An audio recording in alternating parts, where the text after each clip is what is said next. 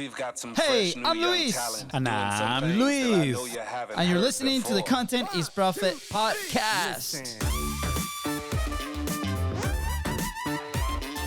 What are we talking about today? Guys, today we are talking about a crowdfunding platform for investors. Not for investors, crowdfunding platform for creators. So not that creators are going there and investing, they're actually the product. Super interesting. And we're also talking about a $37 million investment that a fund did into a creator. I think it's pretty powerful. I think when you Many see the, lessons. if you see these guys' videos, you'll be like, wait, what?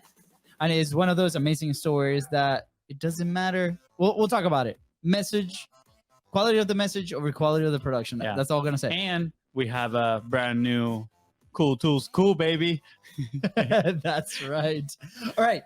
So, want to talk a little bit about the crowdfunding side of things, Fonzie? Yeah, let's talk about the crowdfunding. But before that, if you enjoyed today's episode, make sure you follow and you also follow us in social media at BIZBROS Co. And also you can follow my new handle, FONZI Creates. Yes, that is right. I have fully embraced the nickname Fonzie. Let's go. It has been like it has been a full identity crisis. shift. No, Yeah. identity shift. Identity crisis no turned crises. into identity shift. You know, it's the hero's journey. Bro. Yeah, positive. It's a hero's journey.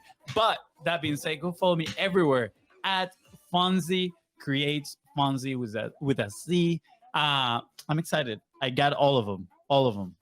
Facebook, Instagram, LinkedIn.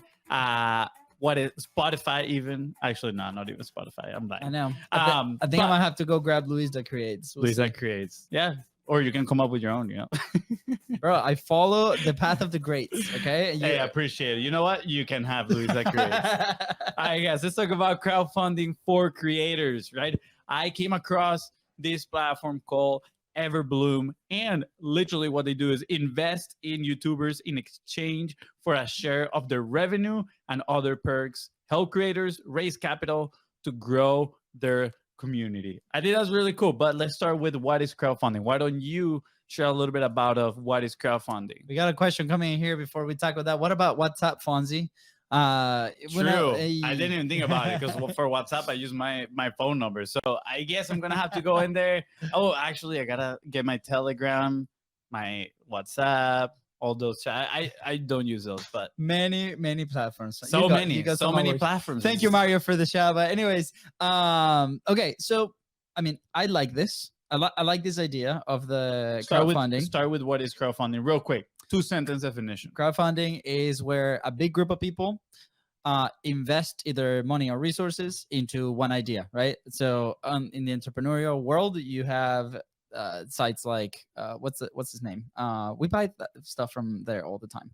It's like, so crowdfunding is I just defined it. I'm giving an example. I know, but I'm saying like it's like investing simplified without having to, having like millions of dollars in assets, right? If you want to invest in a business, like literally you could invest like $100, $1,000, and you get perks. It depends, right? Depending on the platforms. We actually had what was it? He's the COO, Kickstarter. somebody pretty high up of Republic.co, which is a crowdsourcing platform for smaller businesses. Wow. And now this one, Everbloom, caught our eye, which helps level up YouTube channels. And I think this is really interesting because now the YouTuber, the creator, is the product. Okay. Can I now? Go ahead. Okay. I'm pumped up. The Red Bull came full force on with you today. Okay, so in part, I like this idea for YouTubers. I think this is for probably creators that are already established, right? That they have something and they might be needing some guidance, right? And they have their formula and they've been in the game for a while. And they're obviously, these investors are trying to capitalize in this massive wave, which is that audience that they might be able to build and the community, right? So I'm very interested to see like what the back end looks like for the YouTuber as a business. Like from day one, we believe that you don't need a big audience to monetize or to utilize your content in a very smart way, right? So I think this plays into the fact of people trying to build big audiences right off the bat, right? Yeah. So it's good because it's an opportunity, but it's not so good. I do not agree with the fact that it will probably motivate people to create content not for the right way, for the right reasons. But it depends. Again, it's a game of two people, right? It's not just the creator. It's gonna be like, oh, I'm gonna get myself in this platform, and then I'm gonna get a whole bunch of money. Like the investors need to do their due diligence and see if this person has potential, right? Like Here's what if I don't Mr. think. Let's say if Mr. Beast comes in here and he's like, right, I'm gonna give 5% of my AdSense for exchange of like investment, right? And you get the opportunity to invest a little bit of it. I think you're not understanding what I'm saying. I think All right. a lot of the motivation today to start creating content, we see it every single day in our calls, right? Is how many followers and the vanity metrics that we talk about, right? If we're talking business, right? We understand the absolute truth is that you don't need a big following to be able to build a successful business. The absolute truth. The absolute truth. That you don't need a lot of followers, right? The fact that, you know, there's now people can crowdfund and give, you know, and support these creators, I think is amazing. But I think there might be a wave of creators that are gonna go here, maybe not for the right reasons, and maybe the path for them helping their audiences is by creating this audience. I'm just saying, if you're starting, be wary that you don't need a big audience to start. And that's where I'm very frustrated, because I see it every single day. I think obviously this can go in multiple ways, mostly because I feel like you're talking about a more of a B2B audience, which of course And is who we serve and who we can help. Any most. type.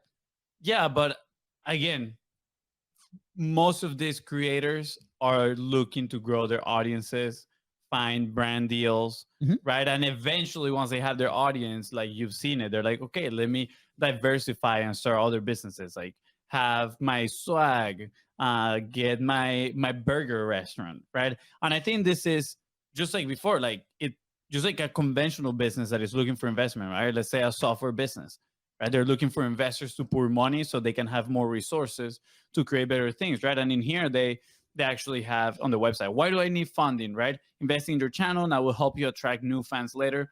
Obviously, there is a focus on the audience, on the fans. Whatever you need to grow will help you get it. Get more equipment, fund an epic video, hire talent, film on location, build a studio, go multi-platform, launch products, right? Like, sound interesting. Sound like something that I think the value here is how the creator obviously decides to use these newly gained resources. And I think they could potentially use them too, to even, let's say it's a B2B that applies, right? They're actually got a big brand and they're kind of like creators as well. And they get in here and they get investment up front. You can potentially, let's say it's us, we can potentially use this funding to go travel and do in-location podcast episodes with the people that we want to bring the podcast. Like, that'll be pretty epic. That'll give us a way better chance of developing rapport, those relationships, and eventually, you know, maybe find a partnership or do some sort of a deal with that person. Yeah. So I think it can be leveraged in many ways. Yeah. I mean, I'm curious, like, and if you're a creator or somebody out there that have used the platform either as an investor or as a creator receiving those funds, let us know. Like, send us a quick DM. I'm very interested to know what the experience is, right? But I do believe that obviously for the investors to see the return, like any business, right? They probably need to be seeing the back end of those creators right off the bat, right? So Yeah, are you 100%. investing? Are you investing in the talent of that creator, right? For what you said, right? We have little to no presence on YouTube, and that's okay. Like, that's something that's gonna be coming in this year and next year. But like, they're gonna have to see that. So are we investing in the potential? Are we investing in already established the audience or established project that's going on, right? The idea, what are those things, and all these elements. So I'm curious to see, like, again, if there's somebody that have been using the platform or is connected to the platform, send us a message. Have you been using it? Maybe we should bring the CEOs of the company and see if they want to talk about all these things, right? Yeah. Here's my personal note, and I don't want to be, you know, that guy that, you know, shuts down the party, but we see it every single day with a lot of people that struggle to get started because of all these metrics that maybe we're looking for, right? So again, I highly encourage, find your low friction, right? Yeah. Your low friction way to get started with us. Shorts. We just had a call 2 days ago with somebody that started sending us messages about these massive ideas of a YouTube channel and thing that he wants to do. And we challenged him to be like, okay, look, we have a workshop. Let's identify this thing. you pay us X amount of dollars. We'll give you your money, your 100% money back if you stick with consistency, right? And immediately, I mean, that I think that's an offer very hard to refuse, because all you got to do is stay consistent with the creation, right? As we help you. But the challenge is to be consistent when you're starting. So if you're starting, whether that's a company and so on, if you're a company, the systems that we talk about, right? But again, keep an eye out for that. Be consistent, and then go find funding. I think it's a cool tool. To add to what you said, in a way too, like, this is obviously not for beginners. Like, you're not gonna start a YouTube channel and then go apply to get funding. Like, you probably need some sort of track record and have some sort of returns on your channel for you to be able to apply here. But what I found super, super interesting is the fact that now the creators are the product. Like, that is mind-blowing, you know, in a way, right? Like, just like the person itself is the product, and people are investing in their talent, in their ideas. And, you know, honestly, I'm excited to see where this is going to go. If it's going to turn out good, maybe it's a flop and it's not going to do anything. But we'll check it out. What do you think about it? Go to everbloom.app, check it out, read about it. Let us know what you think. Is it going to succeed? Is it going to fail miserably? Who knows? All right, we're going to go on the next one. Yeah, talk to me. All right, the next one is Doug DeMuro secures 37 million in funding. So this guy started a YouTube channel 9 years ago, and he makes this kind of like quirky reviews of cars. He's kind of funny. I haven't seen as many videos as my brother about him, but I saw a few, and they're actually pretty funny. And now he has 4.5 million subscribers. In 2020, he founded Cars and Bids, which since he has done over 230 millions in auctions to date. That's a whole lot of money, right? A lot of moolah. And just for context, the top competitor in the industry is bringatrailer.com, which was founded in 2007. And last year alone, in 2022, they made 1 billion in sales. Honestly, I find that insane. Just think about it. Like, this other guy has been 2 years and already made 230 million. A quarter of it, yeah. Yeah, a quarter of that in 2 years, which is massive. And Bring a Trailer, founded in 2007, did 1 billion last year alone. The investment comes from the Churning Group. People are like, who are they? Well, they are an investment fund that invests in companies that define culture. They've invested in companies like Aura, like the Aura Ring, Barstool Sports, Crunchyroll for those anime fans, and Funko, which we got a whole bunch in here. So right? many. Yeah, we got the little toys with the head. We got a visitor in here. We got little Luca coming in the studio. But besides that, this is something that I got from an article. The Drive, unlike other car auction sites, Cars and Bids doesn't charge any listing fees. Instead, they collect a percentage of the total sale value, capped at $4,500. The company's auction team reviews submitted vehicles to ensure they're a good fit to the platform. So it seems like they already have somewhat of a different way to operate than these other auction places. So I'm guessing that kind of like gives them a little bit of a different point of view, right? Or maybe a unique seller's advantage. Who knows? But this just caught my attention, because what the Churning Group wants to do, they bought majority stake of Cars and Bids. They actually want to kind of like mix his YouTube channel with Cars and Bids. At this point, he only drives traffic saying like, hey, if you want your cars, go to Cars and Bids. So I'm curious what they're going to do. I think they're going to attach him even more with the brand Cars and Bids. I'm curious to see. But again, $37 million. I mean, this is quite the investment. I mean, this is a clear example of like what consistency can do to you, because I mean, obviously he's done these videos 9 years, right? If you see today's video, is going to be very similar to the first video that he posted 9 years ago. The framework stays very simple, right? It's like 30-minute videos where he goes in and he does this. It doesn't seem scripted, like it seems very natural, but he just does the same tour of the car every single time, right?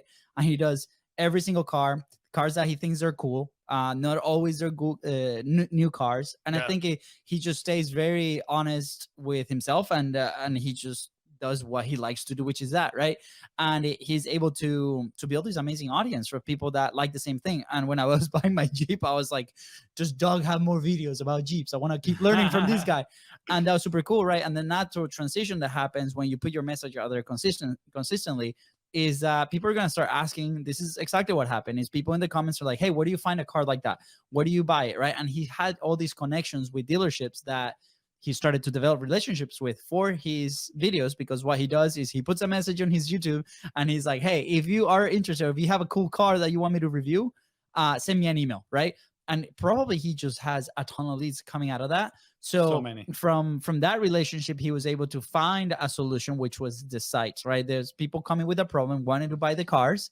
And there's a lot of relationships that also had a problem that they need to sell the car. So why don't build this platform, which is the auction site? So this was a solution that came out of the problem, right? That he faced, not himself, but his community was facing as you do that, right? And if you look back at our journey, part of it in the publishing, it hasn't been as big as what Doug has done, right? But through this messaging, through our content, through the things that we say every single day, and the opportunities and the connection calls that we do, we find out these problems and we provide solutions for them, right? So as a business, that's part of the journey. You don't have to have it figured out from the start. Yeah. As you publish, you're gonna find this out. So yeah, I really doubt that Doug started 9 years ago saying, I'm gonna start Cars and Bids in a few years as well and start monetizing my audience. I think he was just following his passion, staying consistent, and then I think he was really good at distinguishing signal, right? So like good noise versus just plain noise of people what they were saying, because he probably could have gone many different ways, right? He could have, I don't know, start like a car review magazine, like all these other things, but probably he noticed that there was a demand for the type of cars that he was reviewing, and a lot of people that were sharing these cars with him, they probably were like, hey, I want to get rid of this car, I want some money, so why don't we create something like Cars and Bids and bring it to market? And now is going to be actually one of the biggest competitors in that industry, right? For the car auctions, I think is incredible. And the fact that an investment group, just like the Training Group, invested $37 million just talks a lot about the power of branding as well, the power of having that one personality in front of the business. I think, obviously, I don't know who was running the business before, but my guess is that he had somebody running the daily operations. I highly doubt it was him. I don't know what his background is, but at 230 million, I'm pretty sure he had somebody in there running. Yeah, obviously, right? But like he funded it, right? I don't know if he had different partners that were the operator partners. Who knows? Probably. But again, I'm very excited to see what this group will do, because they've been investing in like very, very big brands. And I was checking out their website, and I'm like, we need to find these people. Like, we need to find the Churning Group, who's their CEO, and just bring him to the podcast and talk. Because if you look at the companies that they invested, right, like Barstool Sports, like, it's such a big media company. Yeah, like they are just everywhere as well, right? They also have Crunchyroll for those that like anime, right? Wait, they have Crunchyroll? Well, they invested in Crunchyroll. They have Headspace, right? Like they've invested in so many like big companies, and a lot of them are like creator facing, which is really, really cool. Again, I think part of the value too is like all these companies that you scroll down is they have a very curated type of audience, right? And it's like not necessarily niche, but it's a specific topic that you're doing. So if you are a creator, if you're a company, like what is the one thing that you're known for, right? Like, and that might be a lot. You might discover that along your journey. And then we highly encourage start a platform where you can bring people into the conversations, like this person, like these people, right? If you're interested in them, like if you're interested for them to invest in your company, right? Why don't you bring them into your platform? This is exactly what happened with Hotspot. Can't speak right now. It's 5:30 p.m. and the kids are like screaming on the other side. Like, I just went on their page and I hit careers, and they have a TCG internship for summer 2023. I'm gonna go do a inside job in there. Inside job. Pretend I'm a student. Hire me. Give me all the deets. Yeah. And then we'll get all the contacts. All right, FONZI.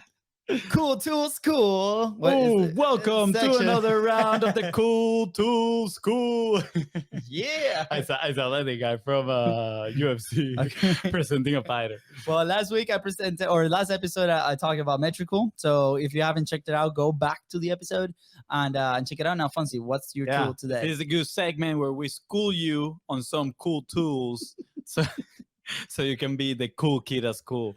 So mine doesn't end in cool, sadly, but it is That's a strong start for me. It's a Google Chrome. Yeah, it is a very strong start. It is a Google Chrome extension called Twimix. So or Twimix, whatever you want. I'm gonna pronounce it.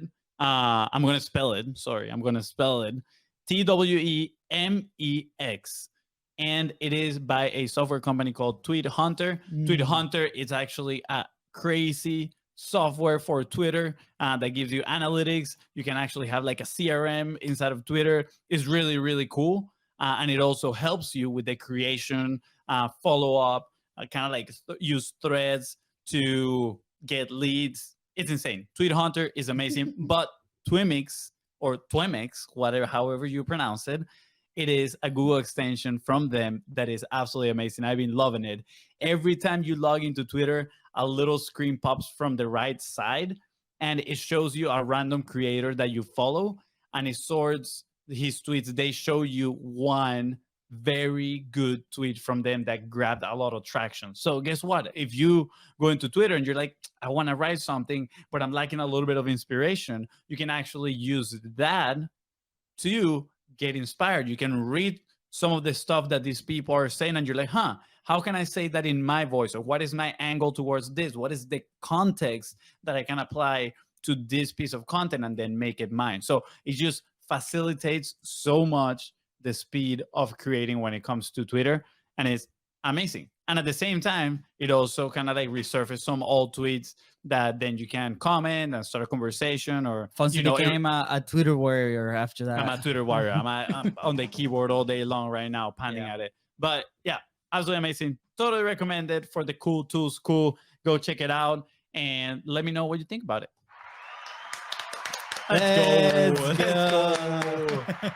All right, Fonzie, I like these episodes. I think you're good doing research. Thank you. Well done, brother. Appreciate it. Now I gotta head out because I got a cooking class, Italian cooking class. I know, and I gotta head out. If you want live LUISDA, because the kids are down there, and Katie's like, you said we were going to go outside. Okay, here we go. Guys, with that said, thank you so much for tuning into the Content Profit Podcast. Go ahead and follow the show in your favorite podcasting platform and on social media at BIZBROS Co. And at FONZI Creates as well. Don't forget, guys, if today's episode helped you move one step closer towards your goal, please don't forget to share it and leave a 5-star review. Let's go.